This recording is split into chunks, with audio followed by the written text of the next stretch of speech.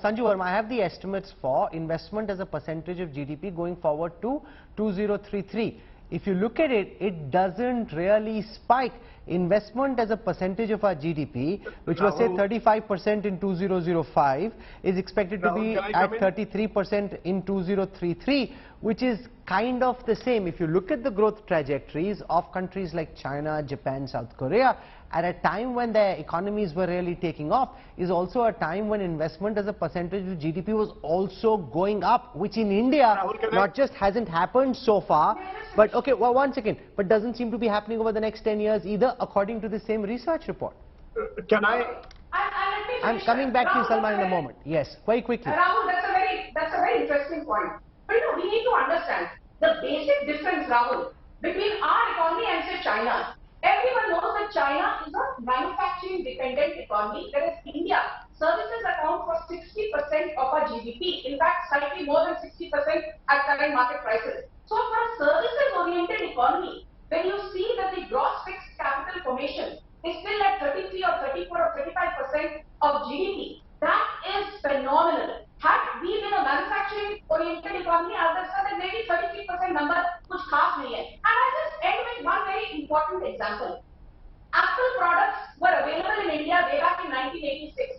It took 37 years for the first Apple full-fledged bona fide outlet to come up in Mumbai. Very a few weeks back and one in Sanju. Okay. Apple is not just another. I hear what you're saying. Let me go across to Salman Soz now. The point that Sanju Verma is seeking to make is that some of these are bellwethers. When a company like Apple comes in, when semiconductor manufacturing starts, taking the first step in that journey is difficult, and then you have the bandwagon effect. Others come in. If Apple is investing, I want to come and invest. And therefore, she's hoping that even if the current estimates for GDP as a percentage, or for investment as a percentage of GDP don't look very aggressive, as some of these investments materialize on the ground, that could change. Let me just say that I wish the BJP would give previous governments the same benefit of the doubt, where other governments have worked very hard, got the country to a certain level, and then the country can do better. But let me just give you a little bit of data, because you gave Sanju a lot of time. Now give me a little time. Investment as a share of GDP that you spoke about, during the UPA times, every year it was about 30%. And in Prime Minister Modi's time, every year it's below 30%. Investment, and without investment you cannot create jobs. Okay, that means things are not happening in this economy. By the way, the private sector share of investment has been hovering around 10% of GDP. Households which also invest, also at about 10% of GDP. This has never happened, as it happened, I guess, long time back in the early 2000s, in the late 90s. That is why you're seeing so much trouble in the economy. If you look at consumption, from investment to consumption, basically consumption is a big part of the economy.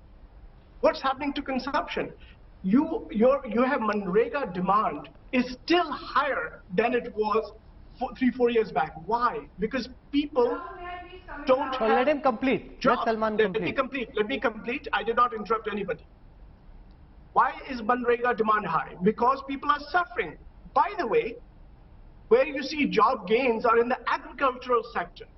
Now, in which modern economy, which is progressive, do you see agriculture gaining workers as opposed to the other sector? Do you remember the Prime Minister? Do you remember the Prime Minister saying that manufacturing will be at 25% of GDP?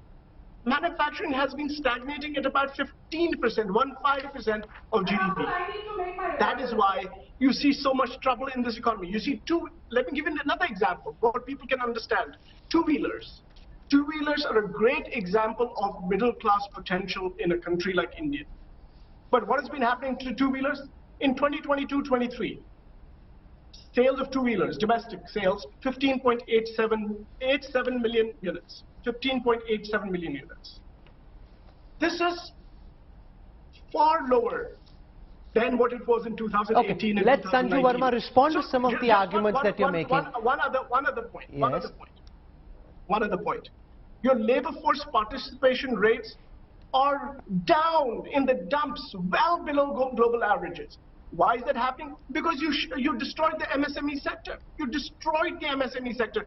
And then you have a situation where 80 crore Indians used to get free food. And the Prime Minister says that's how great India is.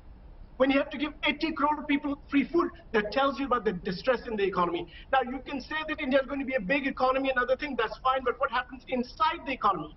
That's what matters. So, Sanju Verma, Salman Sohn's argument is while the headline numbers may be growing, they mask growing inequality. The fact that the richer are getting even richer and those at the bottom of the pyramid are struggling to make ends meet, which is why the government, even if it wants to cut back on some of the public welfare and spending, for example, free food grains, which were introduced at the time of the pandemic, cannot do so because you realize that people are struggling at the bottom of the economy.